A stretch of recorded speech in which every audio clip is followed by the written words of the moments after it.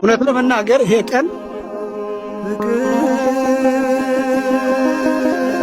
ፍቅር እንደዚህ ነው።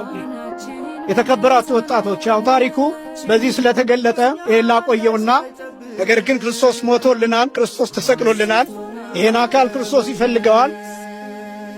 ይሄ ቀን እጅግ በጣም ከባድ ነው።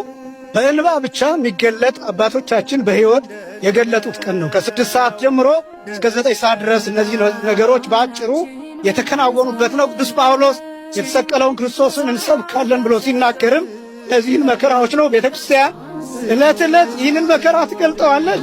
ይሄ መከራ ለሁላችን የተሰጠ ነው፣ በሕይወት የምንገልጠው ነው። ክርስቶስ ለአዳምና ለሔዋን እንደ ካሰ ለማጠየቅ ተራቁቶ ሙሉ ራቁቱን ሆኖ የተመሳቀለው እንጨት ላይ 7ቱ ዕፅዋት ላይ ገላው ያረፈው ልክ 6 ሰዓት ላይ ነው።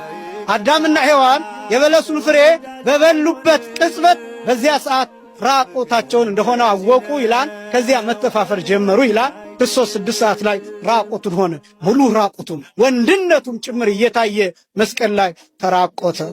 አዳምና ሔዋን ስለበሉት ፍሬ ፋንታ ክርስቶስ መስቀል ላይ ስለነሱ ተሰቀለ። ስለ ሁላችን መስቀል ላይ ሰውነቱ አረፈ። ራቁቱን መስቀሉ ላይ ማረፉ ብቻ አይደለም፣ 5 ችንካሮች ከነርቭና ከደም ስሩ ጋር የሚገናኙ ችንካሮች እጁ ላይ እንዲያርፉ ተደርገዋል። እነዚህን ነገሮች መግለጻቸው ክርስቶስ ተሰቅሎልናል። ይሄን አካል ክርስቶስ ይፈልገዋል።